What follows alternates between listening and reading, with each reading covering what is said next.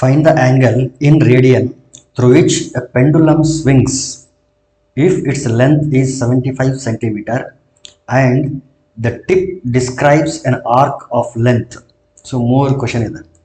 ಒಂದು ಪೆಂಡುಲಮ್ ಇದೆ, ಅದರ ಲೆಂತ್ ಎಷ್ಟಿದೆ ಅಂತಂದರೆ 75 ಸೆಂಟಿಮೀಟರ್ ಇದೆ, ಮತ್ತು ಅದರ ಟಿಪ್ ಏನಾದರೂ 10 ಸೆಂಟಿಮೀಟರ್ ಡಿಸ್ಕ್ರೈಬ್ ಮಾಡ್ತಾ ಇದ್ರೆ ಅಥವಾ 15 ಸೆಂಟಿಮೀಟರ್ ಡಿಸ್ಕ್ರೈಬ್ ಮಾಡ್ತಾ ಇದ್ರೆ 21 ಸೆಂಟಿಮೀಟರ್ ಡಿಸ್ಕ್ರೈಬ್ ಮಾಡ್ತಾ ಇದ್ರೆ ಸೊ ಆ್ಯಂಗಲ್ ಎಷ್ಟು ಫಾರ್ಮ್ ಆಗ್ತದೆ ಅಂತೇಳಿ ಕೇಳಿದ್ದಾರೆ.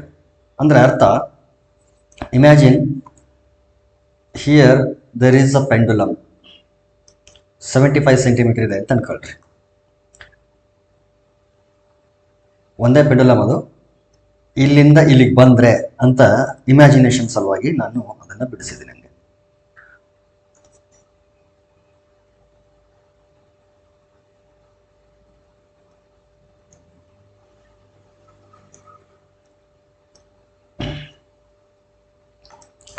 ಕೈಯಿಂದನೇ ಡ್ರಾ ಮಾಡೋಣ ಸುಮ್ಮನೆ. ನೋಡಿ, ಇಲ್ಲಿಂದ ಇಲ್ಲಿಗೆ ಈ ರೀತಿ ಸ್ವಿಂಗ್ ಆಗ್ತದೆ,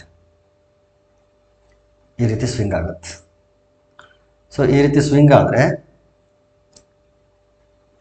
ಎಷ್ಟು ಸ್ವಿಂಗ್ ಆಗುತ್ತೆ ಅಂತಂದರೆ ಫಸ್ಟು 10 ಸೆಂಟಿಮೀಟರು, ಆಮೇಲೆ 15 ಸೆಂಟಿಮೀಟರು, 21 ಸೆಂಟಿಮೀಟರು, ಈ ರೀತಿ ಸ್ವಿಂಗ್ ಆದಾಗ ಇಲ್ಲಿ ಆ್ಯಂಗಲ್ ಫಾರ್ಮ್ ಆಗುತ್ತಲ್ಲ, ಇದು ಎಷ್ಟು ಡಿಗ್ರಿ ಇರುತ್ತೆ, ಇನ್ ಟರ್ಮ್ಸ್ ಆಫ್ ಡಿಗ್ರಿ ಅಲ್ಲ, ಇನ್ ಟರ್ಮ್ಸ್ ಆಫ್ ರೇಡಿಯನ್ ಎಷ್ಟು ಆ್ಯಂಗಲ್ ಫಾರ್ಮ್ ಆಗುತ್ತೆ ಅನ್ನೋದು question. So length of the pendulum is 75 centimetre. ಪ್ರತಿ ಕ್ವಶನ್ಗೂ ಕೂಡ 75ನೇ. ಸೊ ಪ್ರತಿಯೊಂದಕ್ಕೂ ನಾವೇನು ಮಾಡ್ತೀವಿ ಅಂತಂದರೆ, ಇಲ್ಲಿ ಆ್ಯಕ್ಚುಲಿ ಇದು ಲೆಂತ್ ಅಂತಂದರೆ it is radius.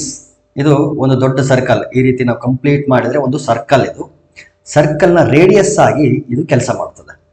So this 75 centimeter ಅಥವಾ length of the pendulum will act as radius of the circle. ಇಲ್ಲೇ 10 centimeter 15 centimeter ಇದೆಯಲ್ಲ, this is the arc length. It will act as arc. We have to find the angle subtended at the center by this arc length. So ಅದನ್ನು ನಾವೀಗ find ಮಾಡಬೇಕಾಗಿರೋದು. So solution, ಆಮೇಲೆ ಇಲ್ಲಿ ನೋಡಿ ಏನೇನಿದೆ ಅಂತಂದರೆ ಎಲ್ ಇದೆ, ಆರ್ ಇದೆ, ಮತ್ತು we have to find theta. So L R theta ಈ ಮೂರನ್ನು ಕನೆಕ್ಟ್ ಮಾಡೋಂಥ ಒಂದು ಫಾರ್ಮುಲಾ ಯಾವುದಿದೆ ಅಂತಂದರೆ L equal to R theta. This is the formula.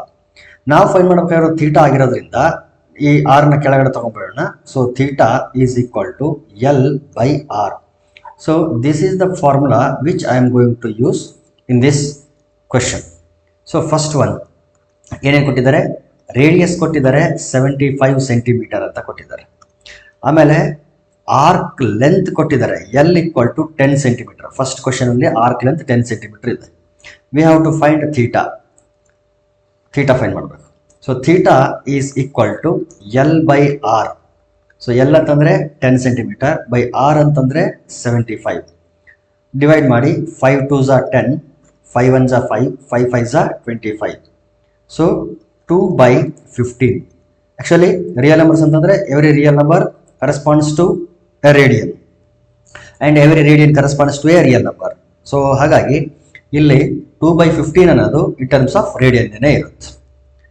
Similarly we shall solve the second one. Here also the radius is 75 centimetre and arc length changes to 15 centimetre. ಸ್ವಲ್ಪ ಜಾಸ್ತಿ swing ಆಗಿದೆ.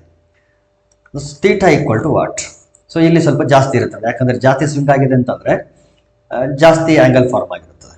So theta is equal to L by R. So that is nothing but L means 15 divided by R 75. 15 1 ಝಾ 15, 15 5 ಝಾ 75. So it is equal to 1 by 5.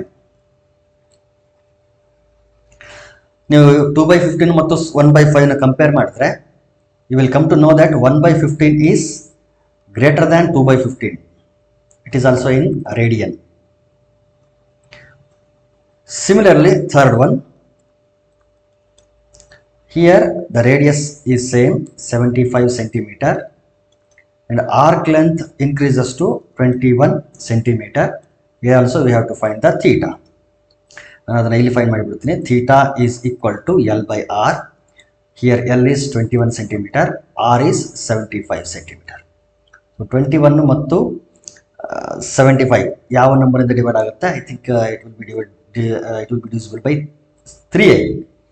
3 sevens are 21, 3 twos are 6, 15, 3 fives are 15.